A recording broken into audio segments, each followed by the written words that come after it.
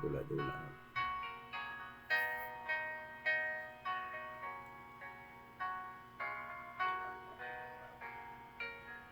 Ito.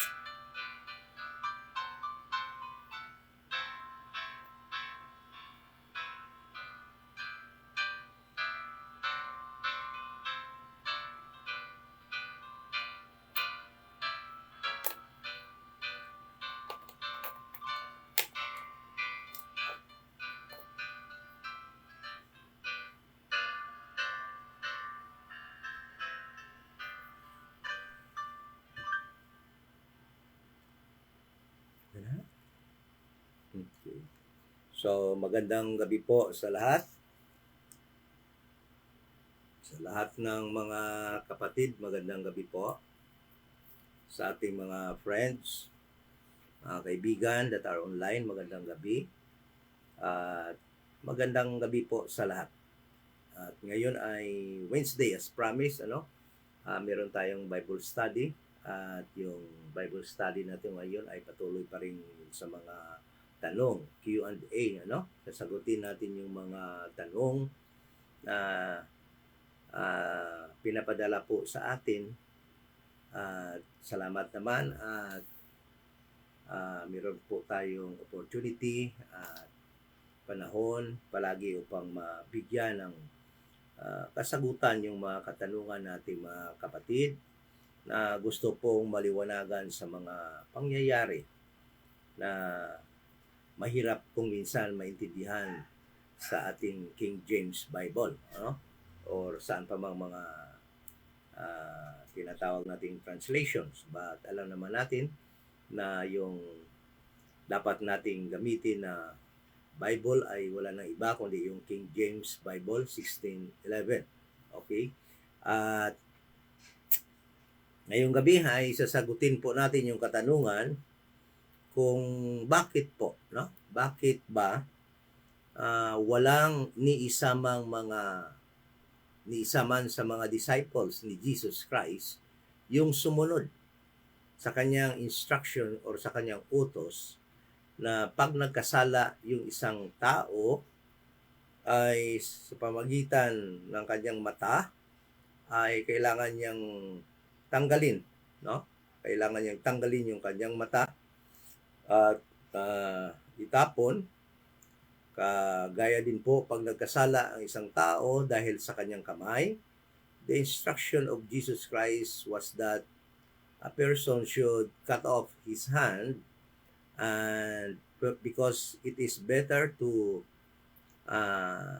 be in the kingdom, na meron kang bawas na kamay, bawas na mata, kaysa naman itapon ka sa lake of fire. Tandaan natin na yung minention dyan ni Jesus Christ, lake of fire, at hindi yung hell, Hell, hindi yun, hindi lake of fire. Kasi magkaiba yung hell at saka yung lake of fire. So, ang na-mention dyan ni Jesus Christ sa Matthew chapter 5 verse 29 to 32 na yung pag nagkasala ka dahil sa iyong mata, nagkasala ka dahil sa iyong kamay, ay mas mabuti pang alisin mong mga yun kaysa naman itapon ka sa hell. Hindi lake of fire, kundi hell. Okay? So, yan po yung katanungan na ibinato or itinanong sa atin na atin pong sasagutin ngayong gabi. Still praying, na magkaroon pa tayo ng isang gabi na pag-aaral, madagdagan po tayo. I'm praying na sana kung Friday night ay magkaroon pa rin tayo ng Bible study, at yan ay gusto ko mag-Bible study, praying po na mag-study tayo ng series sa isang book na naman sa ating King James Bible. And pwede naman kayong mag-suggest kung anong book yun ang ating umpisahan, upang makapag-umpisa tayo sa Friday, sa mga Fridays. Okay, kailangan nating maging busy sa ating pag-aral sa ating King James Bible. At yan ang ating dapat gawin bilang mga ambassador so that we will be equipped, We will be equipped sa ating pagtuturo sa mga unbelievers ng tamang mga doktrina po na ating maituro sa kanila. So sa muli, ito yung Iloilo Dispensation of Grace Bible Church, at andito po tayo sa 7040 7th Street, Lawaan Village, Balantang, Haro. Yan po yung station. Dito po tayo naka-station at dito tayo nagkukonduct ng ating mga Bible studies po. Including Sundays, Dito din po tayo.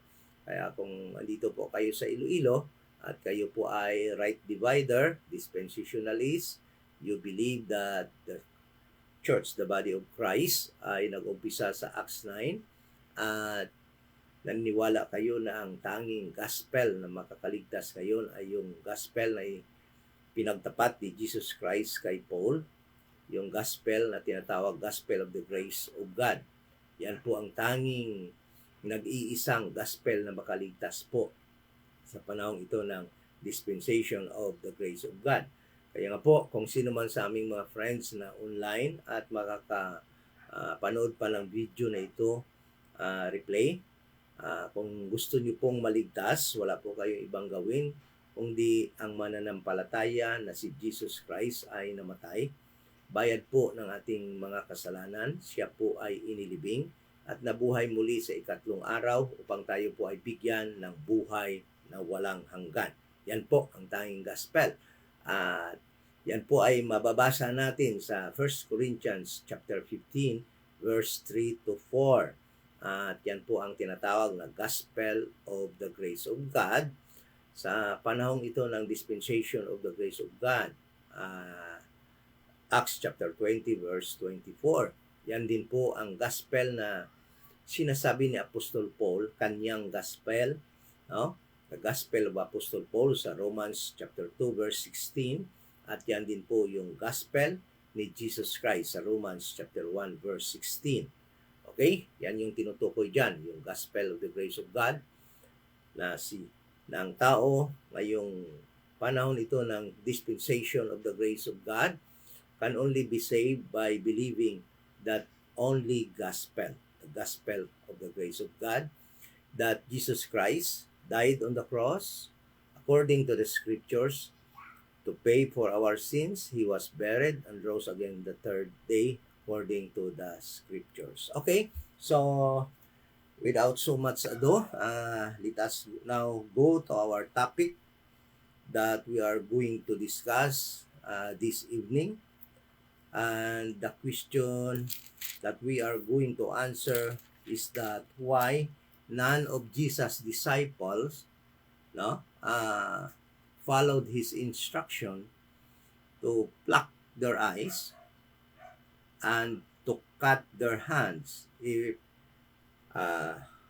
these parts of their bodies will offend them or will cause them to commit sin. No?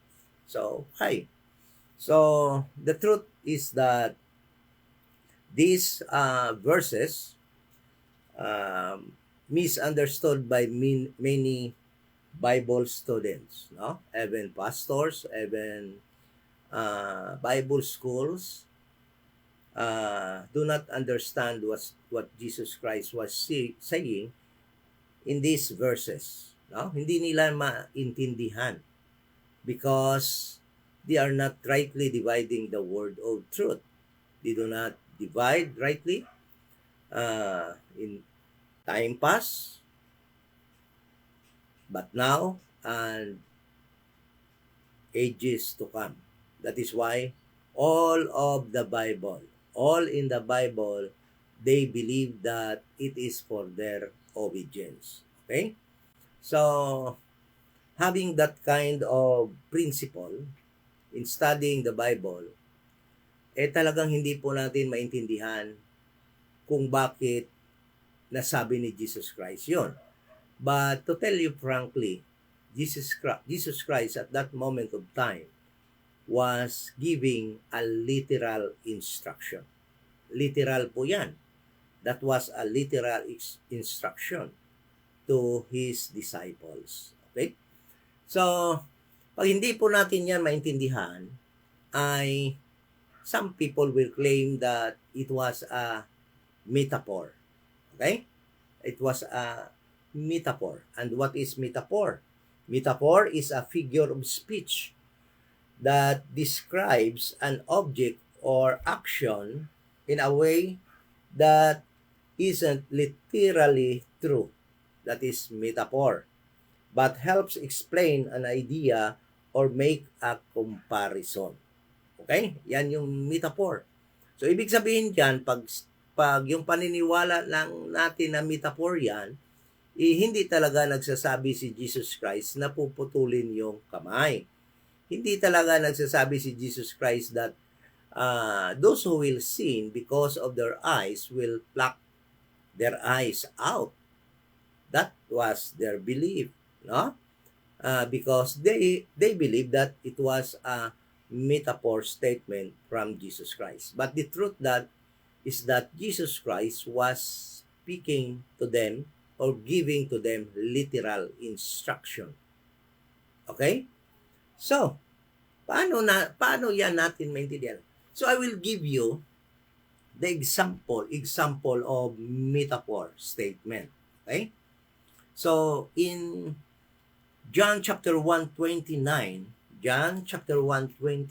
ito yung example, the best example of figure of speech or metaphor. John chapter 1 verse 29. Ang sabi po dito sa John chapter 1 verse 29, babasahin po natin para maintindihan po natin. Ito yung example ng metaphor. Sabi dito, the next day, John seeth Jesus coming unto him, and said, Behold, the Lamb of God, which taketh away the sin of the world. That is a metaphor statement. Jesus Christ was likened by John to a lamb.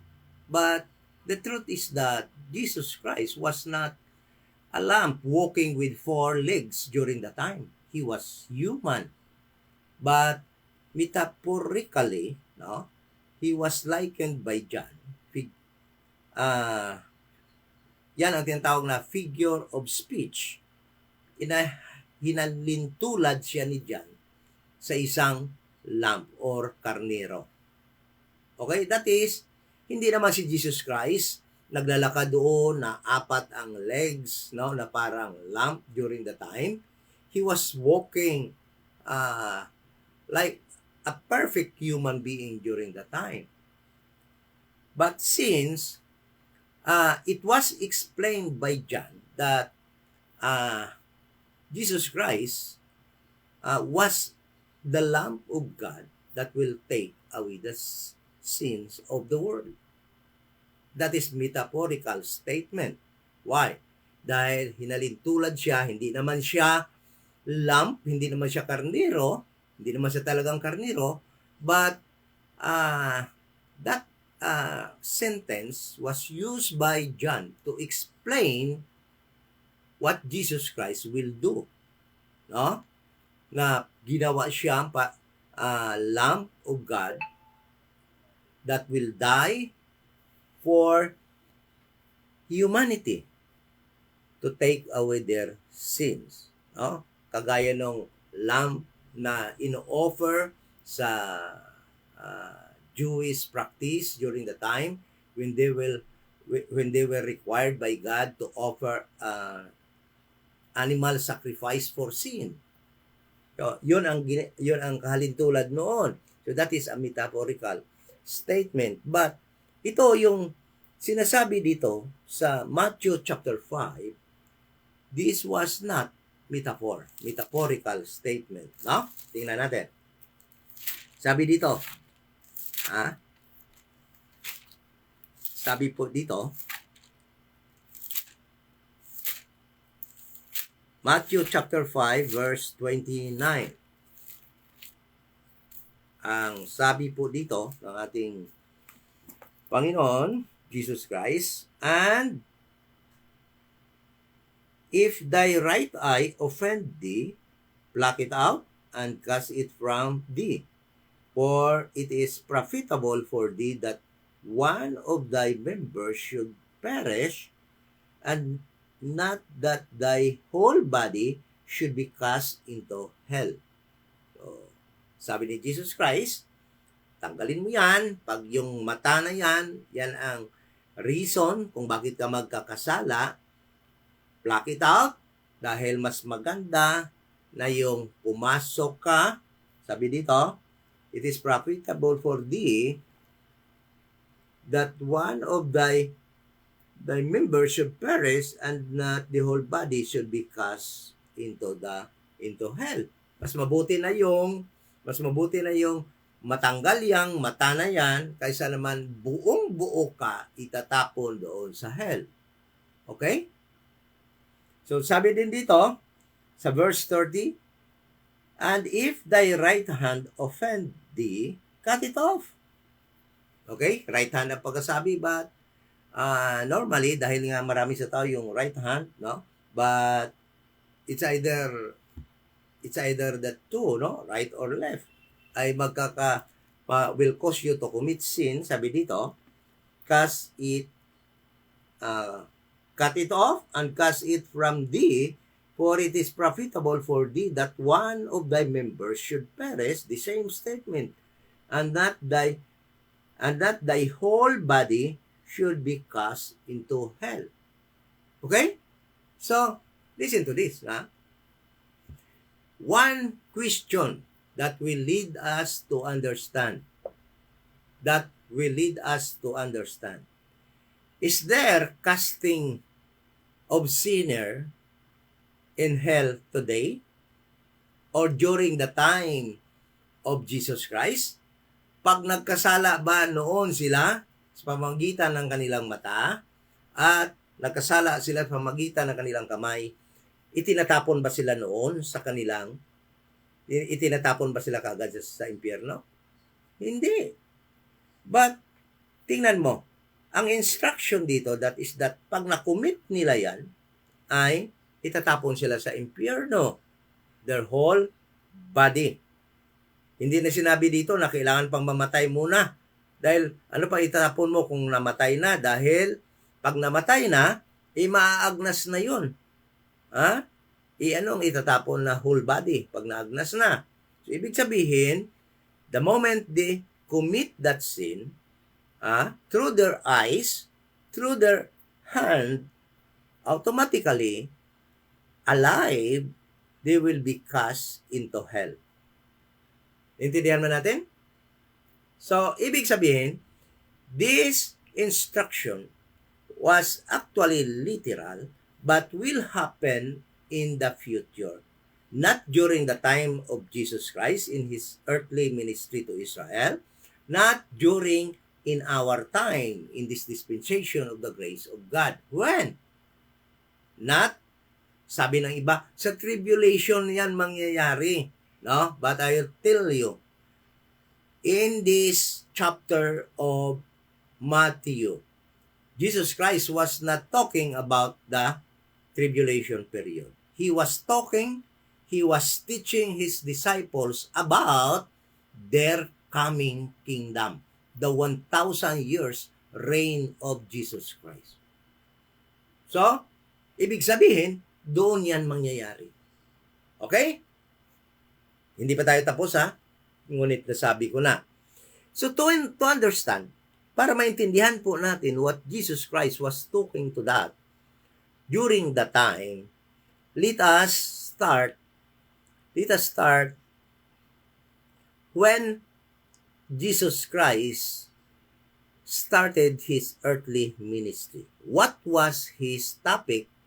What was He preached when He started His earthly ministry to Israel? And when Jesus Christ started His earthly ministry to Israel. Okay? So, para maintindihan natin to talaga, no, ay doon tayo mag-uumpisa kung ano ba ay tinuro ni Jesus Christ nung mag-start siya ng kanyang earthly ministry to Israel. But listen to this. Let us consider first these things. No? Consider muna natin itong mga bagay na ito. Jesus Christ in His earthly ministry seldom talk about figurative statement. No? Madalang si Jesus Christ nagsasalita ng mga figure of speech or metaphoric statement. Most of the time, Jesus Christ was giving instruction literally to His disciples. Listen to this. Itong sabi ni Jesus Christ na dito sa Matthew chapter 19 verse 21. Matthew chapter 19 verse 21, nung sinabi niya, kung sino man yung gustong sumunod sa akin, ay ibenta nyo lahat nyo ng ari-arian at sumunod sa akin. At ibigay yung proceed sa mahihirap. Alam nyo, this was not a metaphorical statement. Hindi po ito metaphor, hindi po ito figure of speech. Ang problema sa atin na nag-aaral ng Bible is this. Pagka hindi natin maintindihan, tayo na mismo ang magsasabi na metaphor yan, figure of speech lang yan, dahil hindi natin maintindihan. But the truth is that this was not a metaphorical statement by Jesus Christ. Oh, tingnan mo. Sabi dito, Jesus said unto him, if thou wilt be perfect, ano ito, ang rich man, di ba? Ito yung rich man na sabi sa kanya ni Jesus Christ, yung gagawin mo, nagtanong siya kung anong gagawin niya, what should I do to inherit eternal life? Sabi ni Jesus sa kanya, obey the law. Sabi niya, nagawa ko na lahat yan. Umpisa pa ng bata ako, nagawa ko na yan. Okay? Thou shalt not do murder. Thou shalt not commit adultery. Verse 18, thou shalt not steal. Thou shalt not bear false witness. Honor thy father and thy mother, and thou shalt love thy neighbor as thyself. Verse 20, the young man, Matthew chapter 19, the young man said unto him, all these things have I kept from my youth. What lack I yet? Nagmamayabang pa siya, nagawa na niya. But sabi ni Jesus Christ, and this is very, very difficult to do. And nobody at this moment of time, in this dispensation of grace, can do this instruction of Jesus Christ. Sabi ni Jesus Christ in verse 21, Jesus said unto him, if thou wilt be perfect, go and sell that thou hast, and give to the poor, and thou shalt have treasure in heaven, and come and follow me. Alam nyo ba, na lahat ng members of the little flock, ginawa nila yan? Hindi metaphor yan. Hindi figure of speech yan. That was literal. Bininta nila yan, kanilang mga ari-arian, at sumunod sila kay Jesus Christ. Iniwan nila yung kanilang family, kanilang parents, iniwan nila yung kanilang trabaho, yung mga mangingisda, iniwan nila yung kanilang trabaho for the sake of Jesus Christ. Hindi metaphor yan. That was literal. Ngayong panahon ito, dahil hindi natin ginagawa, dahil sa totoo lang, yung mga nagtuturo ngayon, yung mga pastors ngayon, hugakom ng pera ng mga members, no? Sasabihin natin, metaphor. But the truth is, that was not a metaphorical instruction by Jesus Christ. That was literal. And all who followed Jesus Christ in the kingdom, did that instruction to them by Jesus Christ. Tingnan mo anong nangyari kay Barnabas at kay Sapphira sa Acts. Ito yung mga members ng Little Flock. Anong nangyari sa kanila sa Book of Acts? Ibininta ni Barnabas yung kanyang ari-arian at dinala yung proceed sa paanan ni Peter at ng mga disciples, apostles, kasama ni Peter. At si Peter, being the leader of that group during the time, anong ginawa ni Peter? Pinaghati-hati yon, ang proceed na yon sa ari-arian ni Barnabas at ibinigay lahat kung ano-ano yung pangangailangan ng lahat ng members of the little flock, the Messianic Church, na itinatag ni Kristo sa Matthew chapter 16 verse 18, at pinaghati-hatian nila yon at walang kinulang. Bakit? Bakit ba? Ano ba yung reason bakit sila sumunod sa instruction na yon? Dahil literal yon na dapat nila gawin ng mga sumusunod kay Kristo sa earthly kingdom. Kaya si Peter, yun, ginawa nila yun. Si Barnabas, sino pa yun? Si Sapphira, medyo nagkupit nga lamang, at si Ananias, kaya pinatay sila ng Holy Spirit during the time. But all of them followed that instruction that all their properties, all that they have, should be sold, and the proceed will be divided evenly to all the members of the little flock. Sinunod nila yon. That was not a metaphor. That was literal.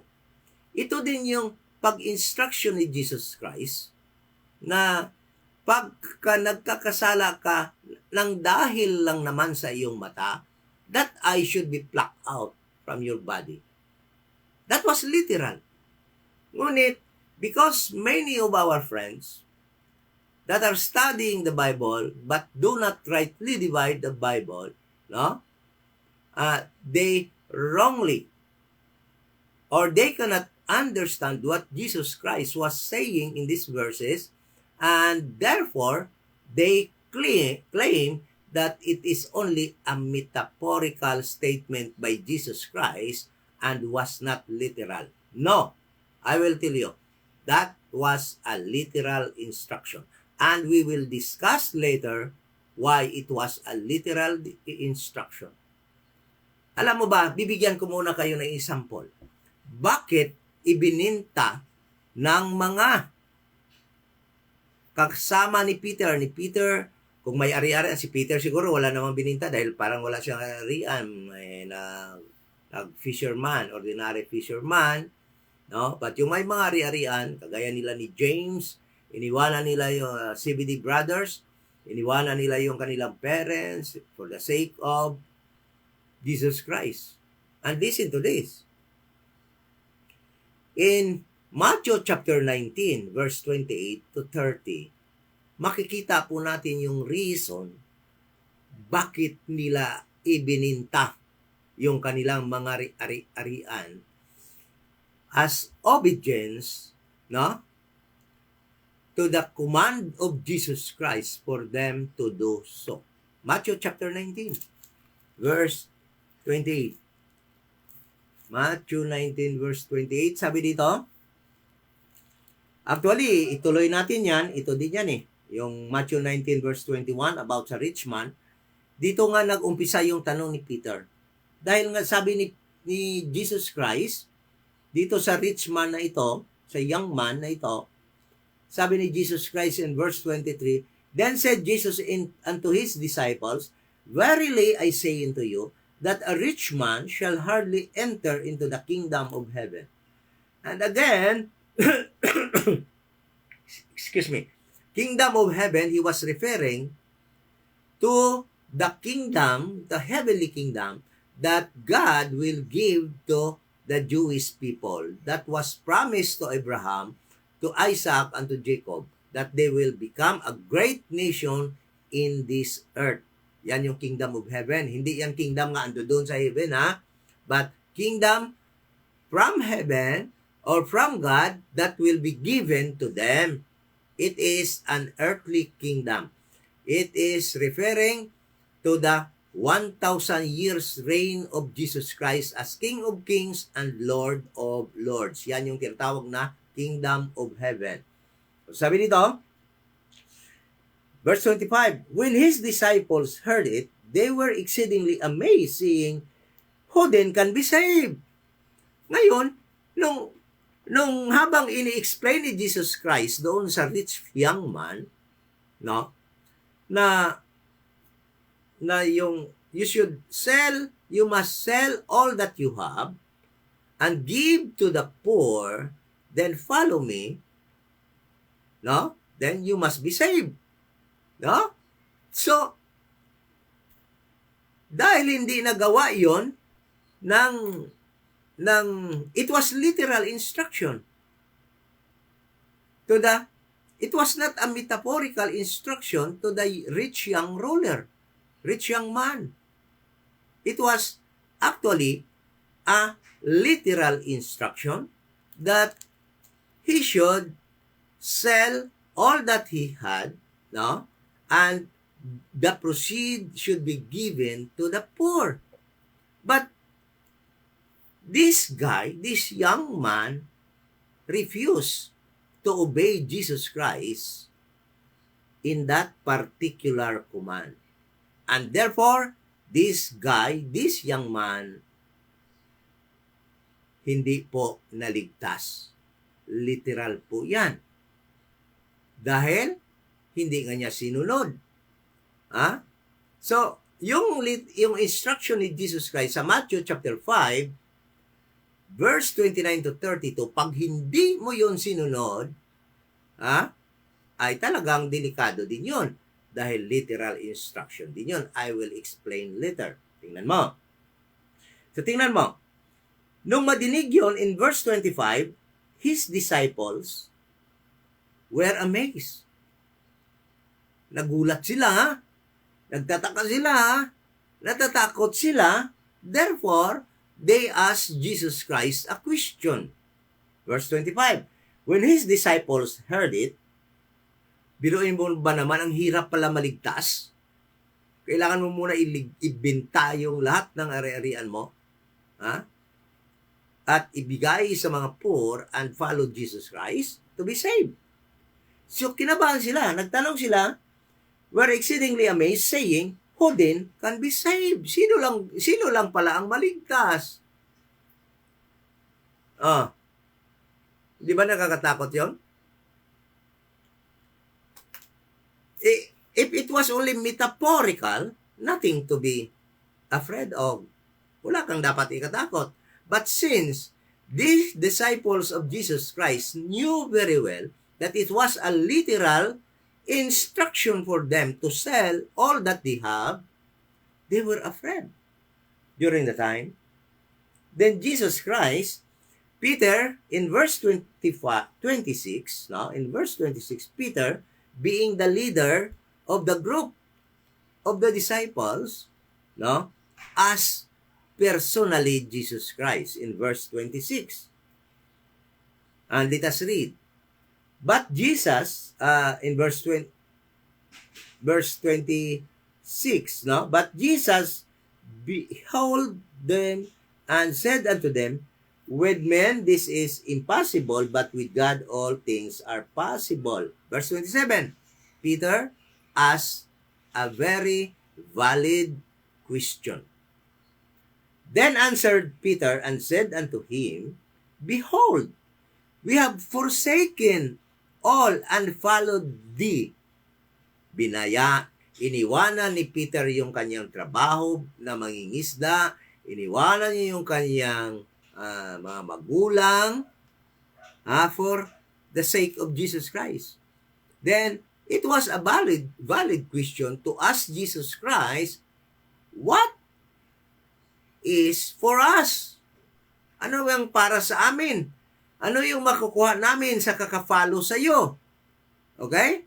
And listen to this. In verse 27, that was the question of Peter. Then answered Peter and said unto him, behold, we have forsaken all and followed thee, Jesus Christ. What shall we have therefore? Nako talaga, no? Si Peter, sigurista. He want to be sure that his following of Jesus Christ will also gain something. Tama lang yun. Tinanong niya si Jesus Christ, iniwanan namin lahat para sa'yo, sumunod kami sa'yo, ano namang yung makukuha namin? Kasi nga yung young man, hindi ka maligtas kung hindi niya ibinta muna at sumunod sa'yo. Ano yung makuha namin? Sino pala yung maligtas? Alam mo, ang ganda ng sagot ni Jesus Christ.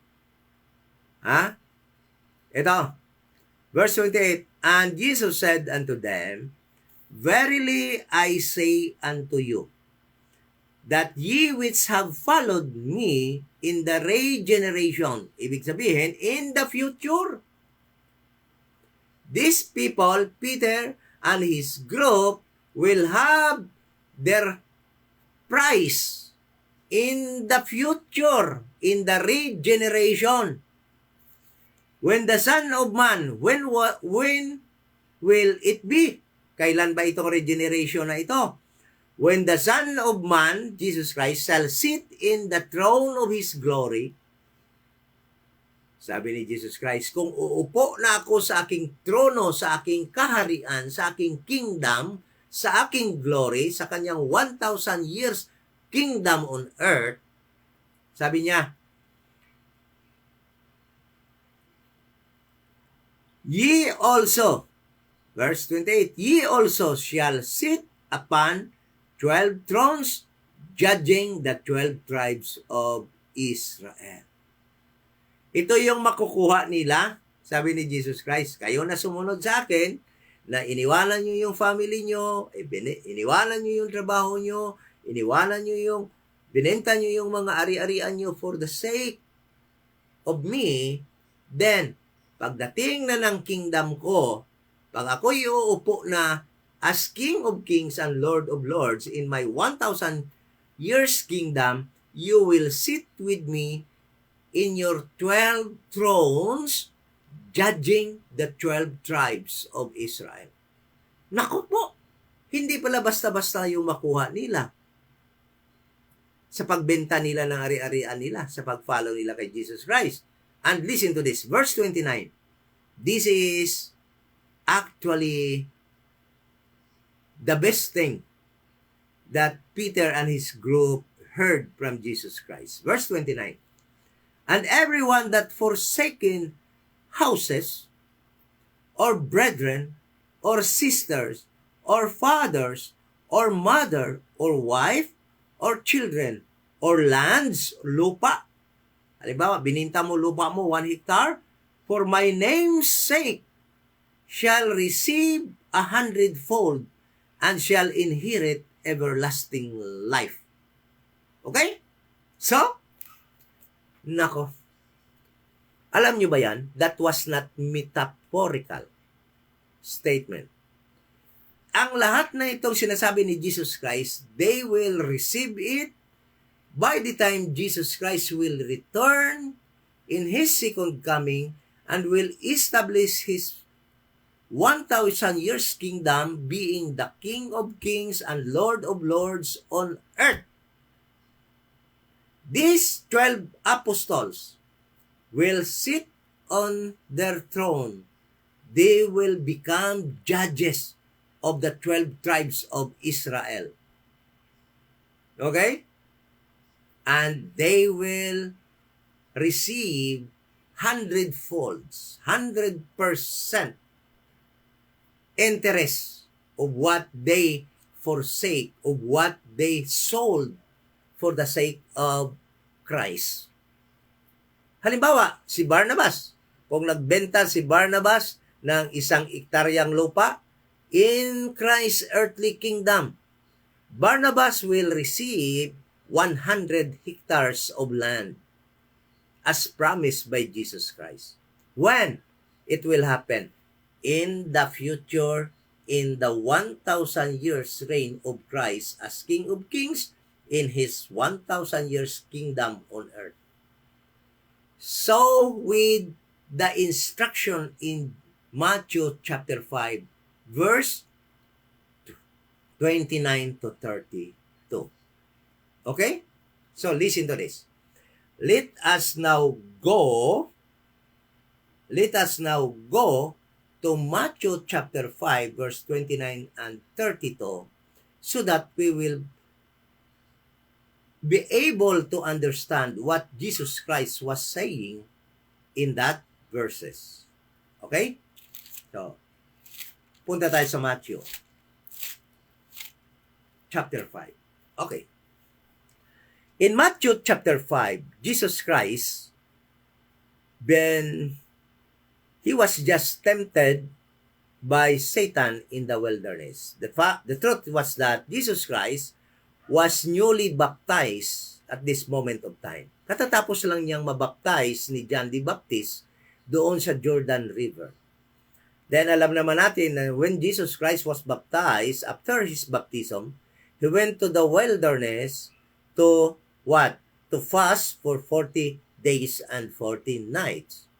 And while he was fasting during the time, he was tempted by Satan. But Satan was not able to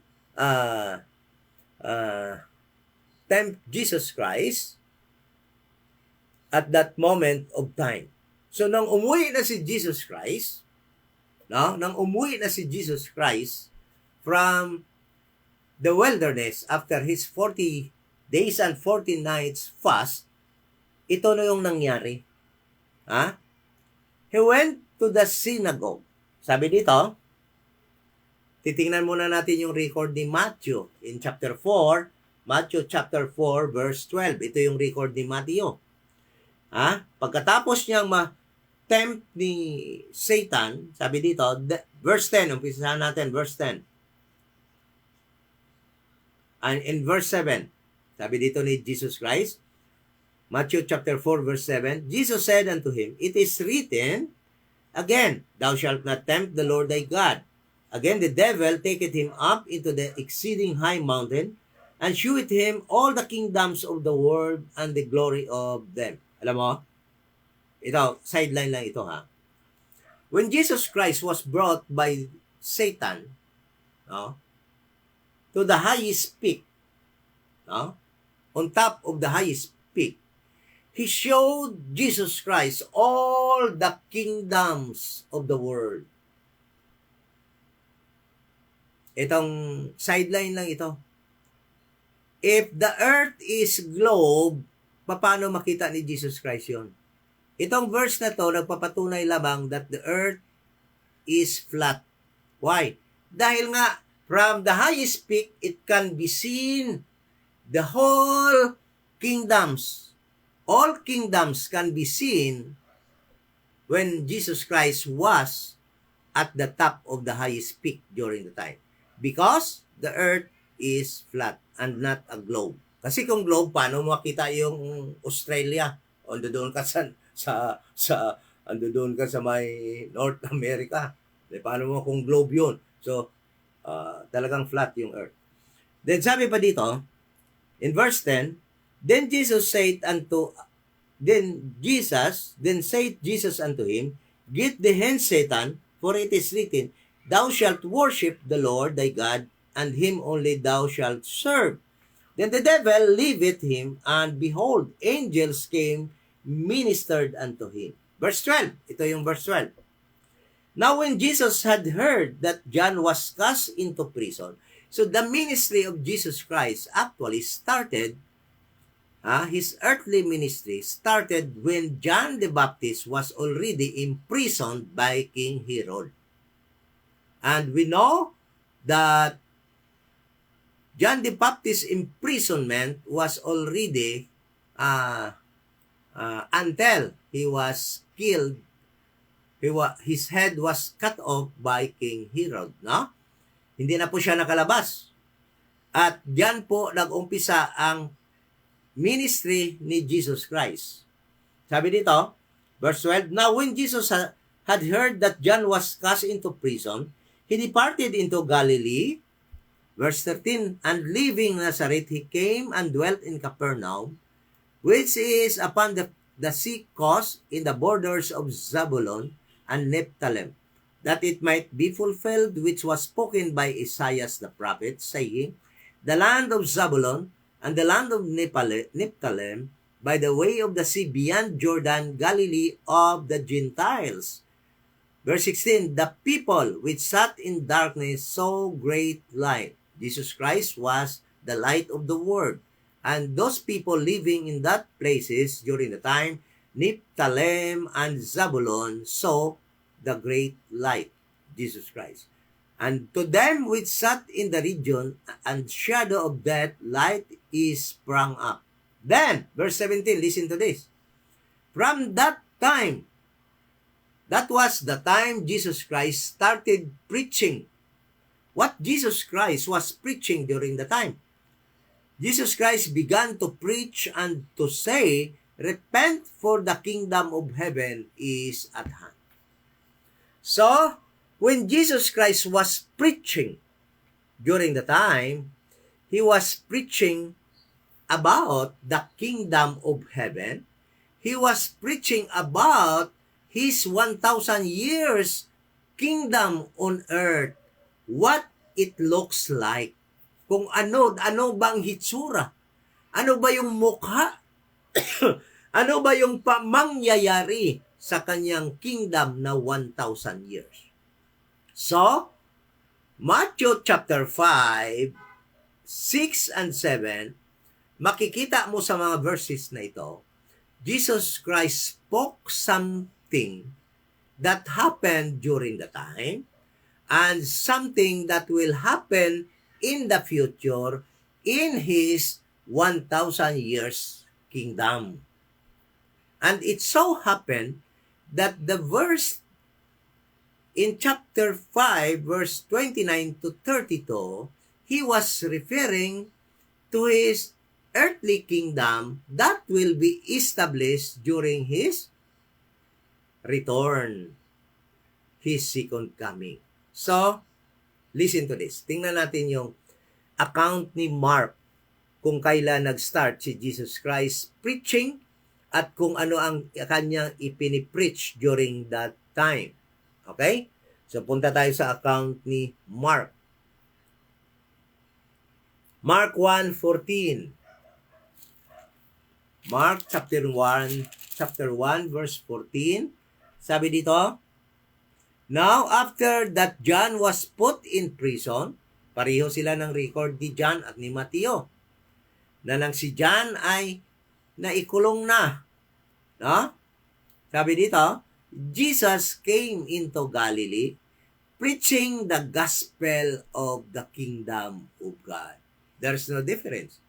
The gospel of the kingdom of God refers to the 1,000 years reign of Jesus Christ, kingdom of Jesus Christ on earth, kingdom of heaven, meaning the same. It also refers to the 1,000 years reign of Jesus Christ in His earthly kingdom. Yan yung pinipreach ni Jesus Christ during the time. So, bakit gusto ko maintindihan nyo yan? Dahil sa Matthew chapter 5, nung tinawag na nyo kanyang mga apostol, dito, tingnan mo, Matthew chapter 5, punta na tayo. Verse 1. Sabi dito, and seeing the multitudes, he went up into a mountain, and when he was set, his disciples came unto him. At yung naiplastar na niya yung sarili niya, at yung mga, yung kanyang disciples, dumating, pumunta sa kanya. At anong nangyari doon? According sa verse 2, and he opened his mouth and taught them, saying, ano itinuro ni Jesus Christ sa kanila? About the kingdom of heaven. About the kingdom that they will be living in the future. Okay? Yan yung tinuturo ni Jesus Christ sa kanila. Kung ano ang hitsura, what His 1,000 years kingdom looks like. Kung paano ba ang kanyang 1,000 years reign kingdom. Sabi dito, he opened his mouth and taught them, saying, at this moment of time, Jesus Christ was selling, binibintan niya ang kanyang kingdom upang mag-believe sila at maniwala sila sa kanya, upang maligtas sila at makatira sila sa kanyang kingdom. He was preaching His kingdom during the time. That will happen in the future. Kaya, maintindihan natin na yung sinasabi ni Jesus Christ dito will happen in the future, not during the time when it was spoken by Jesus Christ. So, reading this chapter, let us understand when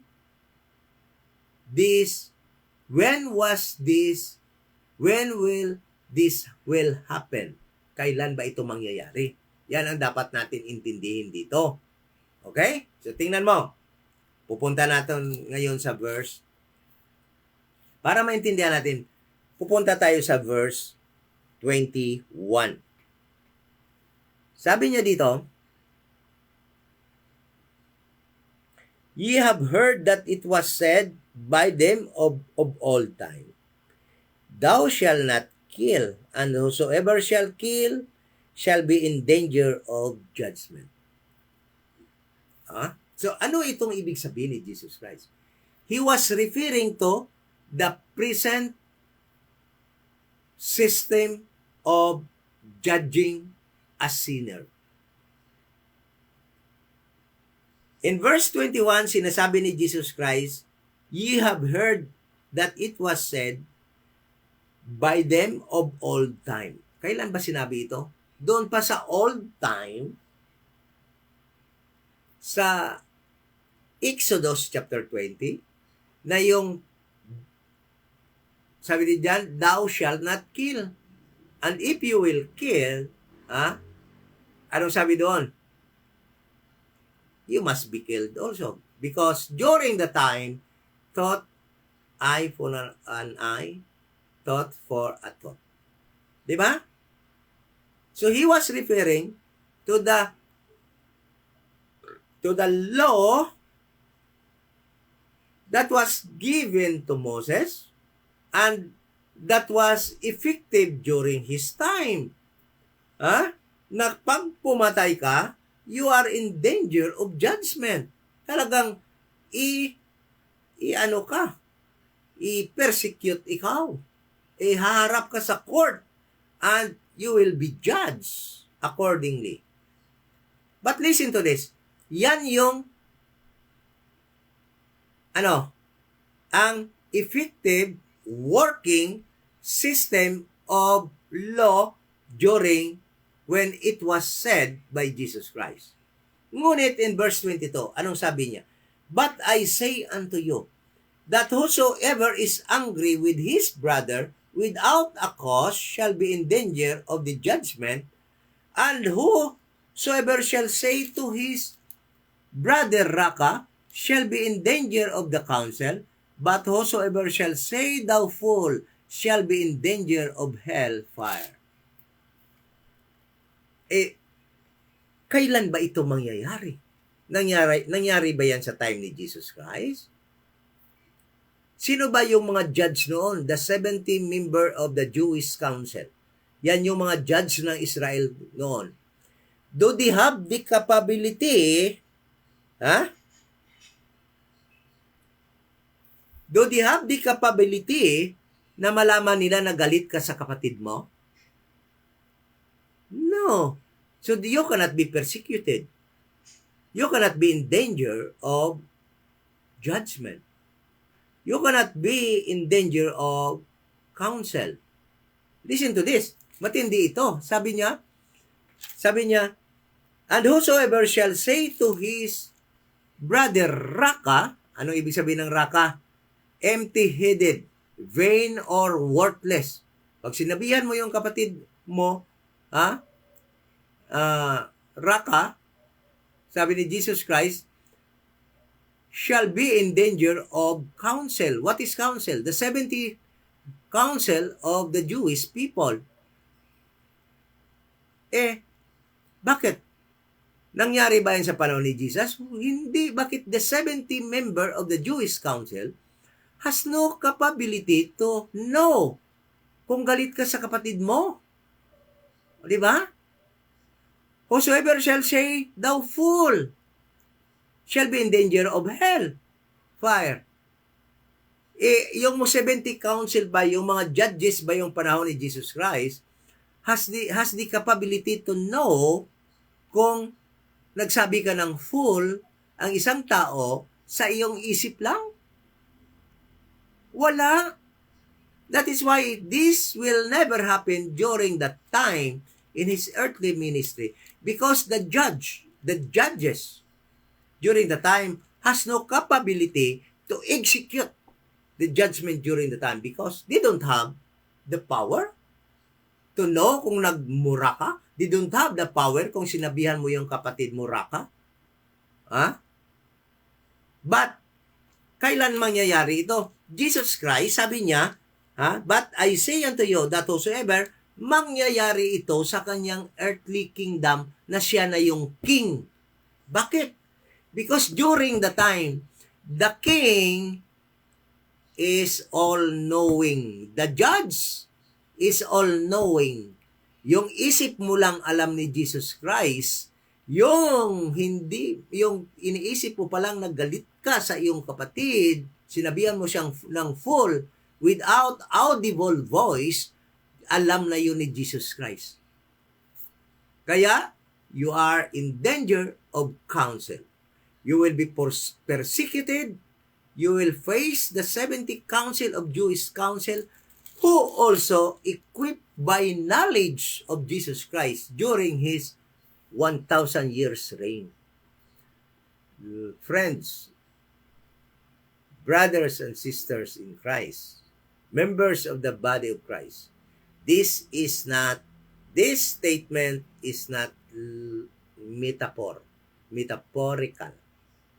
This statement of Jesus Christ is literal. That will happen during his earthly 1,000 years kingdom. Jesus Christ at this moment of time was comparing the present law judicial system of Israel and the judicial system during his earthly 1,000 years kingdom that he was teaching during the time to his disciples.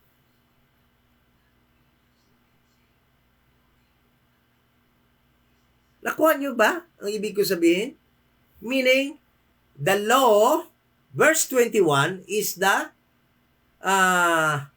law that is active during the time. It was compared, sabi naman ni Jesus Christ, yan yun, thou shalt not kill. And whosoever shall kill shall be in danger. Sa ngayon, sabi ni Jesus Christ. Ngunit sabi niya in verse 22, sa aking kingdom, whosoever is angry with his brother without a cause shall be in danger of judgment. Napakatindi sa kingdom ni Jesus Christ, 1,000 years kingdom. Galit ka lang sa kapatid mo, hindi mo pa siya pinatay, galit ka pa lang, kahit iniisip mo pa lang, guilty ka na of judgment. You will be in danger of judgment. Because the one reigning during the time as King of Kings, judge, of all judges, is all-knowing. And he equipped all his 70 members of Jewish council. He equipped the 12 apostles who will reign as judges of the 12 tribes of Israel, the same power.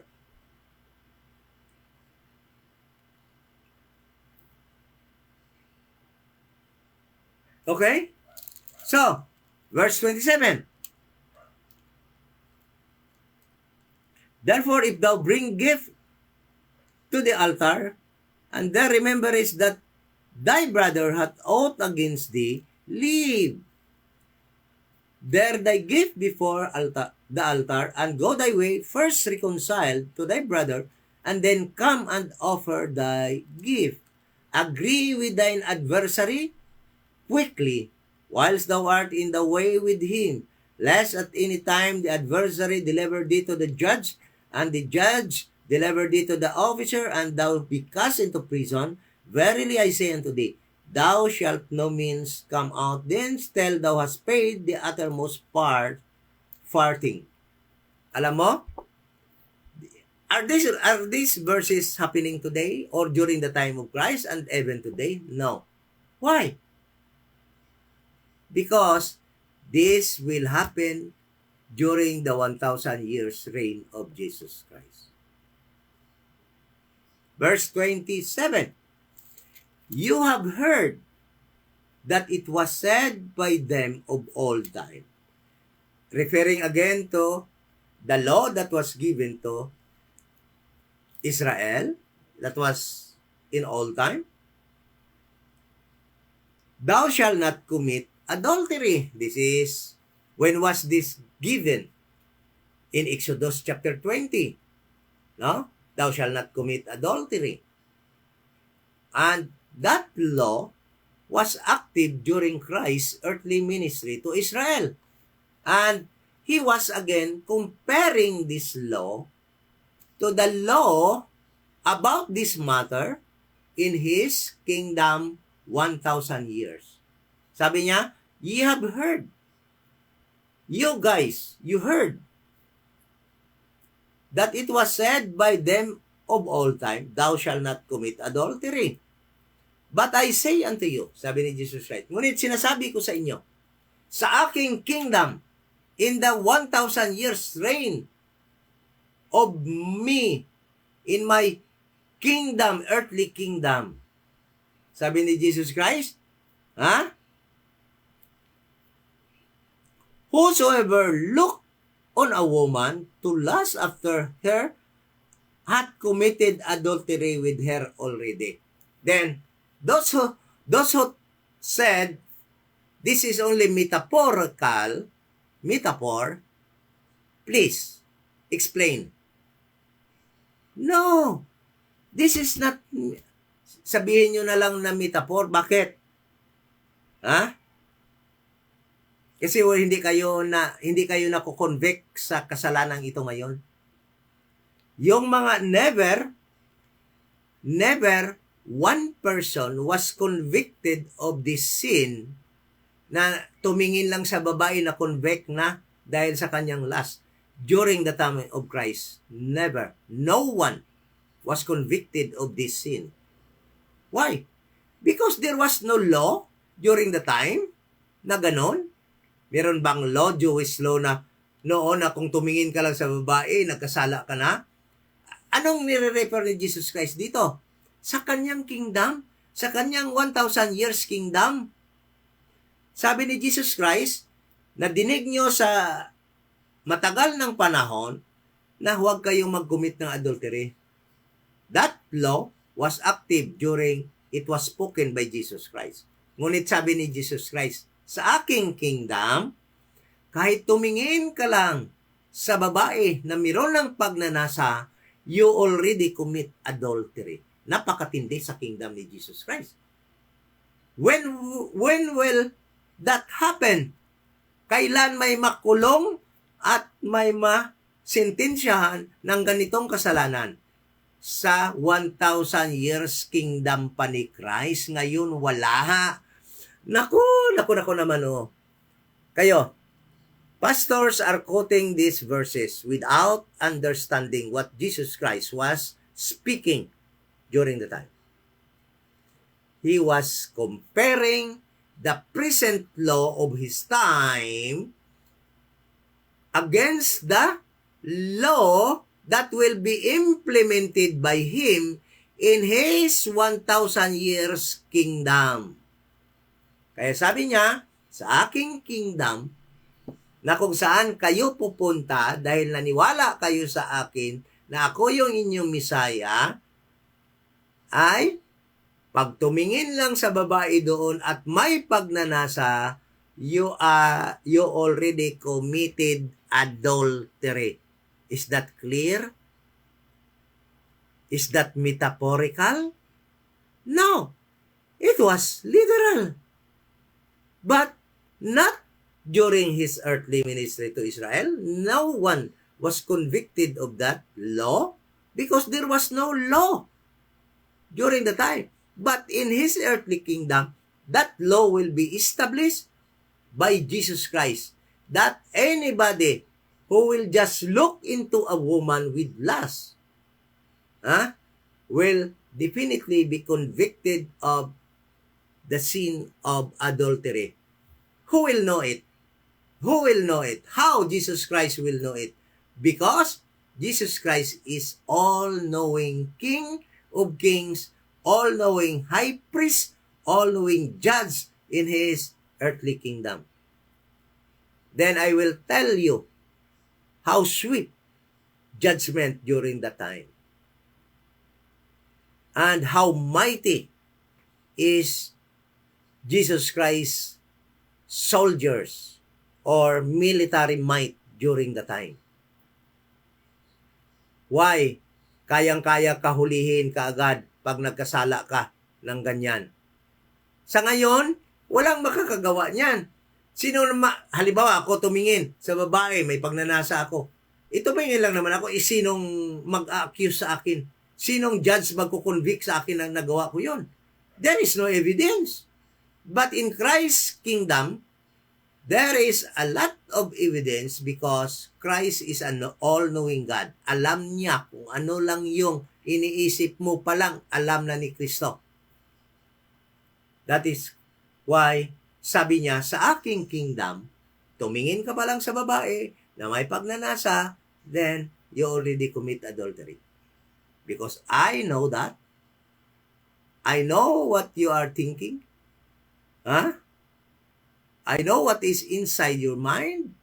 But during Christ's time, walang judge na pwedeng magsintensya sa iyo yan. In the first place, there was no law like that during Christ's earthly ministry to Israel. Nobody can convict us today of that sin, of that law, because there is no law in this present dispensation of grace. Ewan ko lang, kung mirong country na may ganong law, then it will be effective to them. But parang wala naman akong nabalitang nation na mirong law na ganon, na pag tumingin pa lang ng ang lalaki or ang babae, vice versa, na may pagnanasa ay makonbiktar na ngayon. Dahil wala pa akong alam na nation na may law na ganon. But in Christ's kingdom, there will be a law like that because Christ will establish that law in his theocratic form of government. Okay? So, let us continue. Verse 28, verse 29, and if thy right eye offend thee, pluck it out, and cast it from thee, for it is profitable for thee that one of thy members should perish, and not that thy whole body should be cast into hell. And if thy right hand offend thee, cut it off, and cast it from thee, for it is profitable for thee that one of thy members should perish, and not thy whole body should be cast into hell. Listen to this. Why? The question asked was this. Why none of Jesus' disciples followed his instruction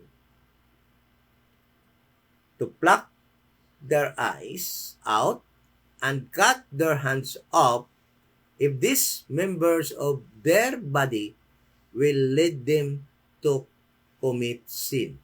Bakit? The answer is very simple. This was no law during the time of Christ in Israel like this. So, this is a metaphorical statement? No. This is a literal statement, but this law will be established only in Christ's 1,000 years reign. Wala pa yan ngayon. Wala pa yan na-establish ngayon. Wala pa sa dispensation of the grace of God. That is why nothing can offend this kind of law. It will only be implemented by Jesus Christ by the time He will return in His second coming and establish His 1,000 years kingdom on earth. Doon pa yan, magiging law yan doon. Kaya, sa kanyang kingdom na 1,000 years reign, pag doon during the time, yung mga natural men na papasok sa kanyang earthly kingdom will be subjected to this law. And if they will commit or violate this law, but nakakumit sila ng kasalanan sa pamagitan ng kanilang mata dahil nga nagtingin sila na may lust sa isang babae or nanilip man sila, no? Nagpip sila, kasalanan na yon, they will be convicted immediately. Bakit? Because the king reigning during the time, the judge reigning during the time is all-knowing. Then, how will Jesus Christ capture you if you are in the Philippines while Jesus Christ is in Jerusalem reigning there, sitting in his throne? Paano kanya huhulihin? Listen to this. Pag reign ni Jesus Christ as King of Kings, his army are his angels, are all angels. That is why Jesus Christ in his earthly kingdom has a military might, power so powerful that no Gentile nation will attempt to fight or go against his role, because during the time, Christ's military might is so powerful. He was backed up by Michael the angel and his legions of angels army. Biruin mo ba naman? Yung mga army ni Jesus Christ ay mga angel. Kaya pag alam na ni Jesus Christ na nagkasala ka ng ganon, you will be picked up by the angels. No?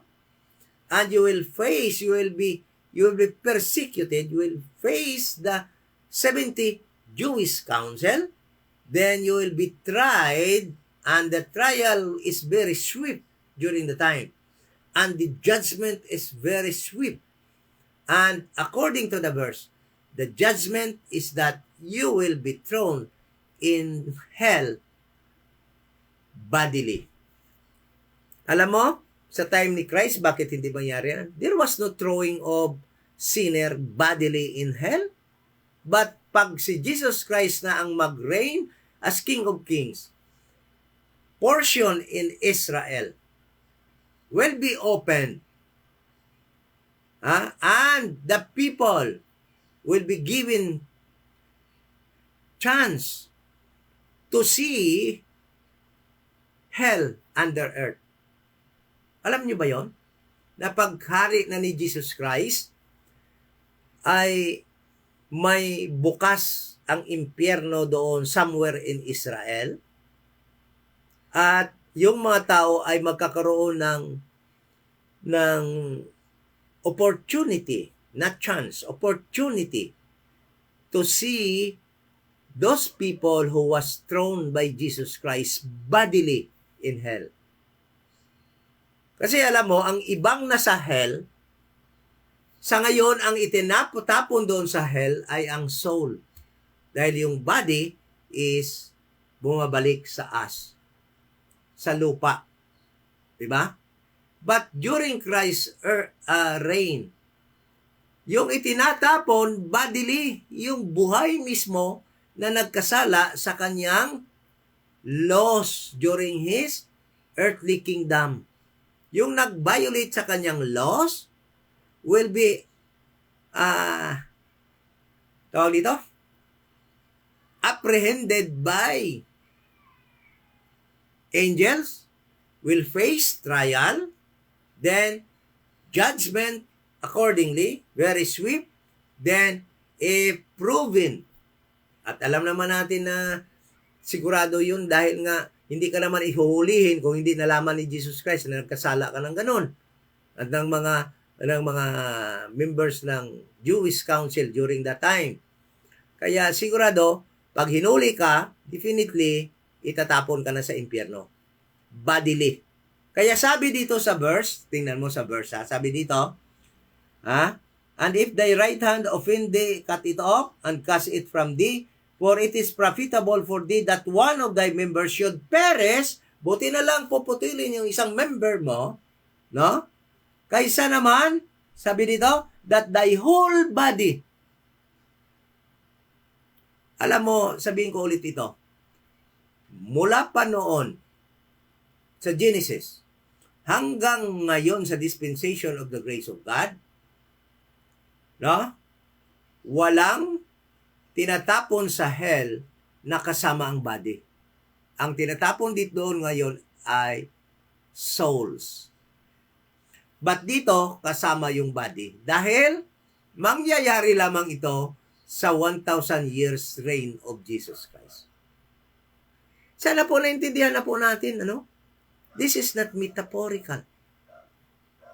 Metaphor lang po ito sa hindi nakaintindi kung ano yung sinasabi ni Christ sa panahong ito sa Matthew chapter 5, chapter 6, and chapter 7. Jesus Christ, at this moment of time, He was preaching, giving them idea what His 1,000 years kingdom looks like. Okay? Yun. Binibigyan sila ng ideya na sabi ni Kristo, sa kingdom ko, sa panahon ngayon, pag nagkasala ka, bawal mag-commit adultery. Ngunit sa kingdom ko, sabihin ko sa inyo, pag tumingin ka pa lang ng iyong mata na may pagnanasa sa isang babae o sa isang lalaki, thou already committed adultery.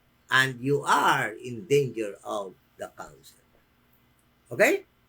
You are in danger of hellfire. Bakit? Dahil yun sa kingdom niya. So, kung hindi natin maintindihan, i-apply natin ngayon yan, hindi naman natin pwede putulin. Katakot mo lang putulin yun. Anong mga papala mo kung putulin mo to? Wala talaga ikaw mapapala. Ngunit doon talagang puputulin nila yung kamay nila pag nagkasala sila, aalisin nila yung mata nila dahil kung hindi nila gagawin yon, at magkasala sila, talagang itatapon sila sa impyerno. There is very strong reason why they should obey Jesus Christ to cut and to pluck their eyes during the time. Because if not, if you commit sin because of your hand and because of your eye, then you are in danger of hellfire. The whole body, you will be cast by Jesus Christ alive in hell. Sa ngayon, dahil nagkakasala ka, dahil nanakaw ka, anong purpose anong mapapala mo kung putulin mo ito? Wala naman. Dahil kung hindi ka ngayon magbilib sa gospel of the grace of God, kahit hindi mo putulin yan, itatapon ka pa rin sa impyerno pag namatay ka. Di ba? Wala. Anong pulos? Ano yung purpose? Ano yung maibibigay na profit sa iyo kung alisin mo yung mata mo dahil nagkasala ka ngayon dahil sa mata mo? Wala. Hindi ka naman itatapon sa hell. Kung mamatay ka naman na hindi ka naligtas sa gospel of the grace of God, itatapon ka pa rin kahit may mata ka. Kahit wala kang mata, itatapon ka pa rin. Kahit inalis mo lahat yan. Wala. So, see the logic? See the reason? Why? Why nobody followed Jesus Christ? Bakit yung sinabihan niya sila na ibenta nyo yung lahat yung ayarian at mag-follow sa akin? Bakit nila ginawa yun? Dahil meron silang nakitang profit pag ginawa nila yun. They will receive 100-fold in the kingdom. Okay? Noon, pag ginawa nila noon yun, wala namang epekto noon yun dahil yung sinasabi ni Jesus Christ, it will take effect in my kingdom for 1,000 years. Baka magsabi kayo, talaga bang pag-reign ni Jesus Christ, armies yung kasama niya, mga angel yon? Yes! Tingnan mo, ito yung mga verses. Pagbalik ni Jesus Christ, to establish His sa kanyang second coming, to establish His kingdom, mga armies yung kasama niya. At yung mga armies na yon ay mga angels yon. Ito, Revelation chapter 19. Sabi dito, verse 11, ito na yung pagbalik ni Jesus Christ, ito na yung second coming niya, no? To establish His earthly kingdom.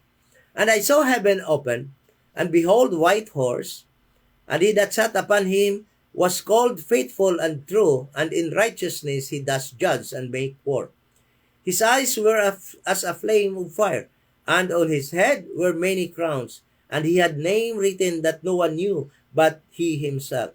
And he was clothed with a vesture deep in blood, and his name is called the Word of God. This is Jesus Christ. And the armies which were in heaven followed him. By the time Jesus Christ will return from heaven to earth in His second coming, the armies which are in heaven. Sino ba itong mga army na ito? They are angels headed by Michael. Okay? The army of God. The military component of God. And sabi dito, where heaven followed him upon white horses, clothed in fine linen, white and clean. And in Matthew chapter 25, during Christ's reign, by the time He will sit in His throne, in His kingdom, it was mentioned that these armies are actually angels. Matthew chapter 25. Matthew chapter 25. Ano sabi dito? Verse 31. When the Son of Man shall come in His glory. Kailan ito? By the time He will establish His 1,000 years kingdom. And all the angels with Him. You see? Who are those armies? They are all angels. With Him. Then shall He sit upon His throne of His glory. And before Him shall be gathered all nations. And He shall separate them and from another, as shepherd divideth his sheep from goats. And He shall set the sheep in His right hand, and the goats on the left. Then shall the King say unto them on His right hand, Come ye, blessed of my Father, inherit the kingdom prepared for you from the foundation of the world. Who will gather these people? His army, the angels. Okay? That is why makita natin yung 1,000 years reign ni Christ. There are laws that will be established that cannot be established during throughout the years of Israel on earth. Bakit hindi ma-establish yung ganung mga laws na yung pag tumingin ka pa lang sa babae ay malaman na, dahil hindi talaga pwede mangyari ngayon yun, dahil walang judicial system that has the capability to do so.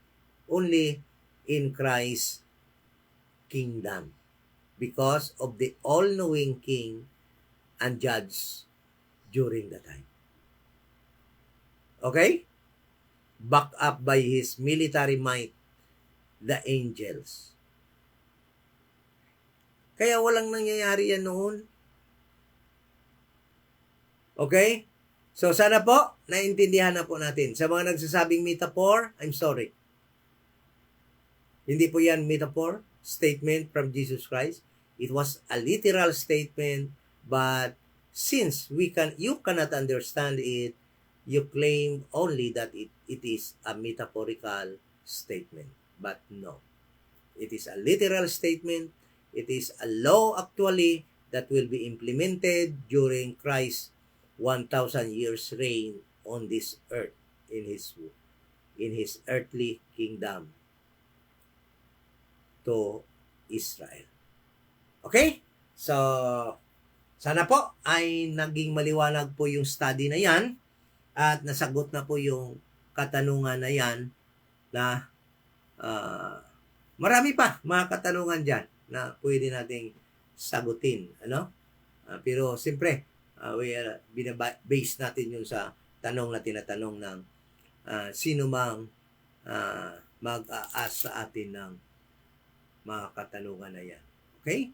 So, sana po ay naging malaking tulong yung ating pag-aaral ngayon, na naging maliwanag po sa bawat isa, mga kapatid natin, mga friends natin. Ngunit alam ko na yung mga hindi nagra-rightly divide will have a hard time accepting this truth ng ating study, dahil gusto nila lahat na lang ng mga sinasabi nila, nangyayari ngayon yan. Lahat na lang sabi ni Kristo, nangyayari ngayon yan. No, not all Jesus Christ spoken during His earthly ministry happened also during the time. And most of them will happen actually in His 1,000 years reign, and it is still in the future. Okay? So, thank you so much. And again, this is Iloilo Dispensation of Grace Bible Church, ang tanging church dito sa Iloilo na nagtuturo na yung ng tamang gospel na makakaligtas sa panahong ito ng dispensation of the grace of God. At yan ay hindi by accepting Jesus in your heart, by repenting of your sins, by being baptized, by being member of any Baptist and any denomination or religious group. You can only be saved by believing that Jesus Christ died on the cross to pay for your sins. He was buried and rose again the third day to give us eternal life, and you will be baptized into the church, the body of Christ, and will be taken up to heaven in due time during the rapture. Thank you so much po sa ating mga kapatid, sa ating mga friends. Sana po ay naliwanagan po tayo. Okay, and let us pray in closing. Ama na Banal, salamat po sa aming mga pag-aral na iyong binibigay sa amin, sa truths namin pong na pag-aralan ngayong gabi na ito. Ang objective po ng programang ito is that your gospel will be brought sa mga malalayong mga kapatid namin, kaibigan na hindi pa angkin ng kaligtasan. Ang pakay po ng programang ito is that makabilib sila sa gospel of the grace of God sa panahong ito ng dispensation of the grace of God. At yung pag-aral po namin sa mga doctrines, na sana po yung mga hindi po namin maintindihan noon, nung hindi pa kami rightly divide, at salamat na naintindihan namin ngayon yun, naging maliwanag sa amin na parang light bulb na umilaw po sa aming mga isip at pang aming mga heart. We are praying po sa aming mga kapatid that are online.